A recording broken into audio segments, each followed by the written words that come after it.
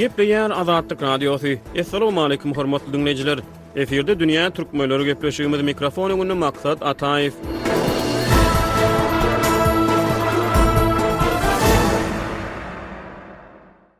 Dünýä türkmenleriniň bu sanyna Merkezi Aziýa halklarynyň arasyna rus diliniň häzirki awraýyna bagyşlanan söhbetdeşliginiň dowamy dinleyijileriniň dikkatine ýetirilýär. Azatlyk Radiosynyň Twitter giňişligi Merkezi Aziýada rus diliniň häzirki ähmiýetini soraga astyna alyp ýürüýte gepleşik taýýarlady. Gepleşigi jurnalist Berme Talant alyp bardy. Söhbetdeşligi Gazagystanyň sosiolog Isatay Minuwarow, Gyrgyzstanyň jurnalist we belli meşhur Klub habar saytynyň egindeş esaslandyrjysy Bektur İskender hemde Özbegistanyň aýarlaryň hukuklary boýunça aktivist Sevara Hamidowa gatnaşdy. Dünýä türkmenleriniň geçen sanyna biz bu söhbetdeşligiň birinji bölümini siziň dikkatiňize ýetirdik. Ikinji bölüme geçmeden ozal gepleşigiň geçen sanyna üns çekilen käbir pikir garaýşlary ýatlap geçeli. Gatnaşyjylar Russiýanyň Ukrainaga garşy alyp barýan agressiýasynyň arasyna öňkü postsovet Merkezi Aziýada rus diliniň ähmiýetine syny berýär. Gepleşige gatnaşyjylar rus diliniň umumyň sebitde öz täsirini we ähmiýetini ýitirýändigini yerli dilleriň öňe saýlanýanyny aýdýarlar. Was your experience of learning Kyrgyz successful or not after? Bektor, siziň özüňiziň Kyrgyz dilini öwrenmek tejribeňiz üstünlükli boldumy ýa bolmadymy, näme üçin? No, it was not, unfortunately, and I'm very unhappy about it. I think I'm too lazy. Yok, gynansak da bolmady. Men muňa öwren gynanýaryn. Men ýaltylyk edýän. Aslynda bahana köp. Bu hem Biskekde doglan rus dilli Kyrgyza mahsus ýagdaý. Dogrumy? Şonuň üçin gynansak da meniň jogabym yok, üstünlükli bolmady. Men munyň üstünde işleýärin. Men munyň üstünde işlemek barada 20 ýyl bäri söz berip gelýän. Ýöne men elimden gelenini edýän dogrusy. I've been promising to work on it for like 20 years now, but I'm trying my best, really. You're one of those people who believe that as a post-colonial language, Russian doesn't belong to Russia only, and you've written about Siz it. edil ingliz diliniň diňe bir Angliýa ýa-da fransuz diliniň diňe bir Fransiýa degişli bolmaýyşy ýaly rus diliniň hem postkolonial dil hökmünde diňe bir Russiýa degişli dälligini öňe sürýän adamlaryň biri. Siz bu barada ýazyp çyzdyňyz. Siz Ukrainadaky uruşa garamazdan henüz hem şol pikirdemi? Do you still hold those views even after the war in Ukraine started? I do, although my views have been changing, especially my views about language. They have Men henüz hem şol pikirde. Ýöne meniň pikir garaýşlarym özgerýär. Ýöne meniň dil baradaky garaýşlarym hususan da soňky 2 ýylyň dowamında belki de ondan hem köp wagt bäri öwrenmöhüm özgürişleri başdan geçirdi. Howa Ukrainada 2014-nji ýylda başlanan uruş bu özgürişleriň sebäpleriniň biri boldy. Men ozallar rus dilini gorap çykyş edýänleriň hatarındadym. Men muňa Kyrgyzstanda azlyklaryň dili hökmünde garardym. Egerde kimdir biriniň Kyrgyzstan babyndaky pikir garaýşlary çäkli bolsa ýa-da haçanda Kyrgyzstany onuň taryhy şertlerinden azat çemeleşdiň ýa-da kolonial şertlerden azat çemeleşdiň, howa rus dili hakykatdan da gorap saklanmaly azlyk dili ýaly bolup görünýär. Şonuň üçin men bu pikiri 20 ýaşlarymda wagtym mantykly hasaplaýardym. Rus dilini giňden ulanýan rus dilli gatlygyň bir agdas hökmünde men özümi azlyklaryň hatarynda duýýardym. Ýöne meniň täze gözleglerim hususan Russiýanyň girişin neokolonizatsiýasy we Ukrainada barýan uruş meniň gözümi açdy. Sonda soň men rus dili wagtyndaky garaýşlarymy we onuň Kyrgyzstandaky rol baradaky pikir düşünjelerimi gaýtadan gözden geçirip başladym. Sondan bäri men Kyrgyz diliniň we beýleki yerli dilleriň, şol sanda özbek diliniň öz ýurdumyzda Kyrgyzstanda itaat aratnaşyk dili bolmalydygyna berk inanýaryn. Men häzir munyň biz üçin öwren peýdaly boljakdygyna inanýaryn. Ýöne şol bir wagtda biz iň bolmanda şol bir postkolonial sebitlerden bolan adamlar bilen gatnaşyklarda rus dilini ulanmaly bolarys. Bu gutulgusyz. Meselem aýdaly gündogur Ýewropaly halklar bilen aratnaşykda rus dilini ulanmaly bolarys. Biziň her birimiz üçin birek-bireň ähli dillerini öwrenmek aňsat däl. Aýdaly Ukrainlaryň, Belaruslaryň, Azerleriň, Özbekleriň, Kyrgyzlaryň we Kazaklaryň arasyndaky hyzmatdaşlykda rus dilini ulanmak aňsat bolar. Sebäbi rus dili biziň ählimiz üçin bir umumy dil bolup durýar. Howa rus dili elbetde kolonial miras. Ýöne biz muny ählimiz üçin umumy wehim bolan Russiýa garşy ulanyp bileris. Şonuň üçin biz rus dilini öz peýdamymyza näçe ulanyp bilsek, şonça da gowy bolar. which is Russia. So I think we should still use this as much as we can for our advantage. Sevara, I would like to bring you into the conversation. I've always been under the impression that Uzbekistan was less Russified. Şurda men söhbetdeşlige Sevarany çağıratym gelýär. Men madamada Özbegistan, Kyrgyzstan ýa-da Kazakystan bilen deňeşdirilende has az ruslaşan diýip pikir edýärdim. Sevara Bektorun Kyrgyzstan barada beren gürrüňleri Daşkentli hökmünde size de degişlimi? Özbek dilini bilmezlik Özbekistanda durmuşy kynlaşdyrýarmy? Is it becoming harder to not know Uzbek language? Hi. Yeah.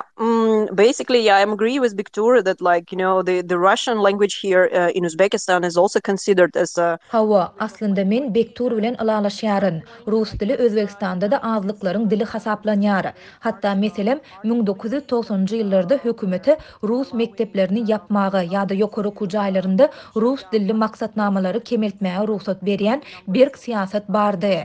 Şonda özbek diline köpçüliklerin ymtylyş başlandy. Dine bir özbek dilini östürmek babatda däl. Eýsem Kiril elipbiinden Latin elipbiine geçmek boýunça hem işler edildi. Mening pikirimçe bu özbek dilinin östürilmegi babatynda bir topor çylşyrymlyk döretdi. Hökümet elipbiini çalışdy we köp adam dili öwrenip bilmeýän boldy. Sebäbi täze elipbiide kitaplar, çeşmeler el yeterli däldi. Şonuň üçin bu ýagdaý özbek dilini öwrenmekde boşluk döretdi. Munyň bilen bir hatarda ähli resmi namalaryň özbek dilinde talap edilmegi babatda hem bir topor gurrunlar, çekişmeler boldy. Bu mening pikirimçe soňky 5 ýyl bäri siýasatyň gün tertibinde galýar. Ýöne şol bir wagtda bu henide çenli adamlaryň arasynda bar bolan Latin elipbiinde okap bilmezlik ýaly ýagdaýlar zerarly henide çenli mümkin bolmady.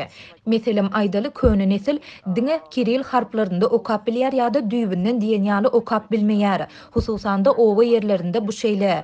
Ol ýerlerde Rus dilinde gürleýän adam ýok diýen ýaly. Ýöne adaty özbek dilinde, edebi özbek dilinde gürläp bilýän adamlar hem az. Bu ýagdaý adam resurslary babatda hem kynçylyk döredýär. Meselem özbek dilinde dürs gürläp bilýän adam tapmak kyn, gaty kyn. Ýöne şol bir wagtda ýurdun köp sanly sebitinde Rus dilinde dürs akynly gürläp bilýän adam tapmak hem kyn. Bu ýagdaý bolsa diliň agalygy barada soraglary döredýär. Ýöneköy sorag, biz asyl haýsy dilde gürleşýäris? Mening pikirimçe hökümet Rus dilini ulanuşdan aýyrmak üçin tagalla etdi. Ýöne özbek dilini östürmek üçin yeterlik tagalla etmedi. Ähli meseleleriň özününde şol ýatyr. Şonuň üçin häzirki wagtda biz hem paradoks, ýagny gapma garşy şertlerde ýaly. Uzbek language. It just like made all this like paradoxical situation that we are at the moment. And so people, I suppose, because of these kind of linguistic and informational vacuum. Şeýle bolsa onda şol lingwistiki we informasyon boşluk adamlary Rus diline iterýärdi. Şeýlemi? Sebäbi bu amatly ýa-da munyň başga sebäbi barmy? There are few factors, I guess, why people would prefer to stick to Russian. I guess the minority of people. Mening pikirimçe adamlaryň Rus diline ýapyşmagynyň aňyrsynda bir näçe sebäp bar. Rus dilinde gürleýän azlyklar mening pikirimçe henüz hem bu dili saýlap alýarlar. Sebäbi Rus dilli adamlar üçin özbek dilini öwrenmek aňsat däl. Meselem meniň özüm Rus dilli we meniň üçin özbek dilini öwredýän ýürüte oku maksatnamalaryny tapmak ören kyn. Özbek dilini eni dil ýaly öwredýän kadaly mektep tapmak kyn. Bu hem Rus diline has makul dilleriň hataryna goşýan sebäpleriň biridir. Ýöne şol bir wagtda Rus dilini öwrenmekde kynçylyk çekýän özbek dilli adamlar üçin aýdaly ingliz dili hem has uly meşhurluk gazanyp başlady. Meniň pikirimçe ingliz dili has uly meşhurluk gazanyp biler. Sebäbi köp sanly uniwersitetlerden grant almak isleseňiz ýa-da has oňat ýokary kujaýyna girmek isleseňiz siz Rus dilinden däl, ingliz dilinden sinal tawşyrmaly bolýarsyňyz. Rus diliniň ähmiýetini ýitirýän beýleki sebäpleriň biri hem meniň pikirimçe dini sebäpler bolup durýar. Men Ukrainadaky uruş Rus diliniň Özbekistandaky ähmiýetine täsir edendir öýtmeýärin. Rus diliniň ähmiýetini ýitirmeginiň aňyrsynda esasan içerki faktorlar bar. Internal factors that are making Russian less and less preferable. I see. We have a question that has been sent. Bize gelip gowşan soraglaryň biri şeýlerek. Isatay, bu soraga siz jogap berseňiz dogry bolar. Siziň pikiriňizçe Rus dili bu ýakynda Kyrgyzstanda ýa-da Kazakstanda resmi dil statusundan mahrum edilermi? No way, because I'll explain why. I think Ýok, düýbünden mahrum edilmez. Sebäbini häzir düşündirjek. Kazakstanyň dil siýasaty dualistik we gibritleşen bolup, ol Rus dilini de, Kazak dilini de ileri tutýan hasaplanýar. Rus dilini konstitusiýadan aýyrmak ören onjyk mesele. Hususan Ukrainadaky wakalardan soň bu Kazak hökümeti üçin onjyk. Bu milli howpsuzlyk meselesi. Ýöne Kazak medeniýetini göterülemegi öýde üçin alýan millet ýasamak taslamasy we gazaklaşdyrma siýasaty ýurdun demirgazyk sebitlerini güýçlendirler we tiýleşdirler. Ýöne bu Rus diline täsir etmez. Kazakstanyň dil siýasaty ören onjyk. Biziň ýylatymyzyň 20 göterme slavlar galy bersede Rus dilli Kazaklar bar. Medeni bölünşik ýurtda henüzem kyn ýagdaý bolmagyna galýar. Şonuň üçin rus dilini baş kanunynyň aýyrmak meniň pikirimçe milli howpsuzlyk meselesi bilen bagly bolup durýar. Hatda Nursultan Nazarbayew hem 2015-nji ýylda Gazagystanyň Halk Assambleýasynyň her ýyl geçirilýän ýygynyň neden çykyşyna eger biz rus dilini konstitusiýadan aýyrsak, onu biz Ukraina ýaly bolarsydy. Ol şeýle diýmek bilen bu ýagdaýyň garpyşyklary tutaşdyryp biljekdigini, Gazagystany uly problemlaryň içine çekip biljekdigini ýaňdytdy. Nazarbayew bu sözleri kontekstde laýyklykda aýdanyna bolsa, geň ýeri ol elmydamyda öz retorikasyny auditoriýa görä kesitleýär. Eger ol rus dili raýatlar bilen ýa-da Halk Assambleýasynyň agzalary bilen duşuşdy, ol rus dilini Gazagystanyň etnigara dil hökmüne goramagyň ähmiýetini notaýar. Ýöne haçany ol arasa Gazak milletinden bolan adamlar bilen duşuşyna kolonial geçmişe sargılanýar we koloniýasyzlaşmadan söz açýar. Şondan bäri geçen döwrüň dowamynda ýurt ýolbaşçy retorikany ýitgetmedi. Tokayew hem ýurdu durnuksuzlaşdyrma urun edilen islenlik finansyň jogapkärçiligi çekiljekdigini notaýar. Hökümet hem ýagdaýy durnuksuzlaşdyrma urun edilen islenlik finansyň basylyp ýatyryljakdygyny aýdyň ma'lum edýär. Meniň pikirimçe biziň millet gurma taslamamyz we prosesimiz sosiodemografik üýtgeşmeler bilen özgörer. Häzirki wagtda Gazagystany Gazaklar ilatyň 70 götürümini emele getirýär. Haçany bu 80-90 götürme ýetenne milli siýasata gaýtadan serediler. Ýöne häzirlikçe rus diline hiç ýyly täsir ýetmez. Of the total population, I think there will be some revisions of the national policy. But for now, Russian language will not be affected in any way. Just as a side note, even before the war in Ukraine, any initiative Ukrainada uruş başlamazdan odal hem Merkezi Asyada milli dilleri östürmek babatdaky islendik başlangıç Kreml resmiýetleri tarapyndan tanqid edildi. Olar haçan görseň şeýle başlangıçlary ksenofobiýa ýa-da milletparazlyk adlandyryp reaksiýa bildirerdi. Şonuň üçin howa bu siýasy taýdan ynjyk mesele. Mende ýene bir sorag bar. Merkezi Asyada rus dilinde öňe öten Gazaklar, Gyrgyzlar we özbekler nesli bar. Olar el mydamada özleriniň ene dillerini bilmezlikde aýplandy we utandyryldy. Ýöne şol bir wagtda okuw üçin ýa-da iş üçin şäher ýerlerine göçüp, soňra baran ýerlerinde öz ene dillerinde hyzmat alyp bilmeýän, hatda ikinji sınıf raýatlar hökmünde görülýän ýaşlar bar. Şol bölünşigi nädip ýapmaly?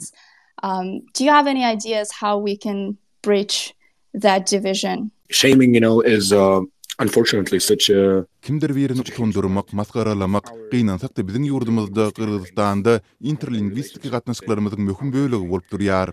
Rus dilini bilmeýän ýa-da rus diline aksentli gepläp, paýtagta gelýän Kırgız, özbek dili ýaly öz ene dillerinde gepleýän adamlar da, munyň tersini edýän adamlar da utandyrylýar. Özüm barada aýtsam, meniň üçin iň uly masgaraçylyk meniň Kırgız dilinde geplemek finansyklarym bolardy. Käbir adamlar gynançly ýeri, käbir uly ýaşly adamlar meniň Kırgız dilinde gurulajak bolsumy gülerdiler. Olar men Kırgızça geplänime, onuň rusça ýaly ýa başga dil ýaly isdilýändigini aýdardylar. Men sondan soň Kırgız dilinde gurulamäge utanardym. Bu meniň Kırgız diline bolan çemeleşmelerime ören uly täsir etdi. Sözümiň başynda da aýdysym ýaly, meniň pikirimçe jemgyýetimizde bar bolan bu boşlugy aradan aýrymak üçin meniň pikirimçe Biskekdäki adamlar Kırgız dilini öwrenmeli. Meniň pikirimçe şeýle etmeli. Onuň tersi bolmaly däl. Ýöne ondan ozal biz adamlary masgaralamak, olary utandyrmak bilen bagly meselelerimizi çözmeli. Kırgız dilli adamlary hem Kırgız dilini aksentli gepleýän ýa-da Kırgız dilini ýaňy bir öwrenip başlan adamlaryň üstünden gülmegiň dogry däldigini düşündirmeli. Goý Kırgız dilinde gurulmagy çalyşan adamyň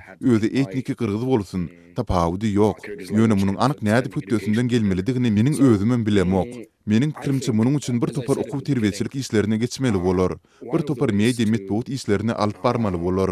Men şeýle meseleleriň üstünde işlärdim. Men rus dilli adamlaryň sol tanda rus dilinde gurulaýan etnik Kırgızlaryň utanman, çekinmän Kırgız dilinde gurulaýan ýurda bolan Kırgızstany arzuw edýärin. Kırgız diline ilk başlarda gowşa gurulaýan Kırgız dilini öwrenip bolmaýar. Men Ukrain dilini öwrenýärin. Köp adam meniň Ukrain dilini öwrenýändigimi bilmeýär. Ören täsin bir ýagdaý bar. Ýagny men Ukrain dilini Kırgız dilimden has oňat gurulaýarin. Men hiç bir kursa ýazylman Ukrainça öwrendim. Haçanda men Ukrain dilini öwrenýärkäm, Ukrainaly dostlarym meni köp goldadylar. Olar ýa-da meniň Ukrain dilinde gowşa gaýdan sözlerimi sabr edip dinlärdiler. Bu bir näçe ýyl şeýle dowam etdi. Bu mende Ukrain dilini has oňat öwrenmäge ynam döretdi. Meniň pikirimçe biz şonuň üstünde işlemeli. Biz rus dilli adamlar ilk Kırgız dilini öwrenip başlanlarynda özlerini ynamly duýar ýaly sertleri döretmeli. Biz muny başarsak, bu biziň ýurdumyz üçin ören uly, täze üstünlik bolar. This will be a huge game changer, I think, in our country. Hormatly dinleyijiler, dünýä türkmenläriniň bu sany hem tamam boldy. Ýene-de efir torkunlaryna duşuşýança hoş tag bolun.